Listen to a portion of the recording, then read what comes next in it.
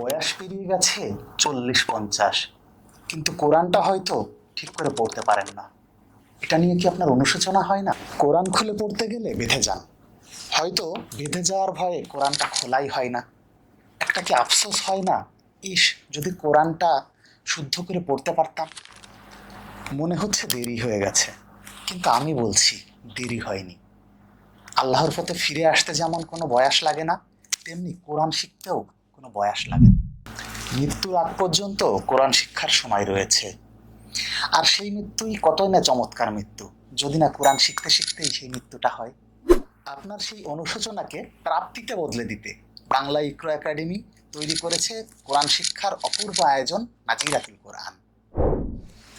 আনন্দের বিষয় হলো, গত 4 বছরে আলহামদুলিল্লাহ বাংলা ইকরো একাডেমি থেকে প্রায় 1000 জনেরও বেশি মানুষকে আমরা কোরআন শিক্ষা দিতে পেরেছি, যারা কিনা আপনার মতন কোরআন পড়তেই পারতো না। এই বিষয়টা চিন্তা করলেই গর্বে মনটা ভরে যায়। আলহামদুলিল্লাহ এখন তারা কত চমৎকার করেই না কোরআনটা পড়তে পারে।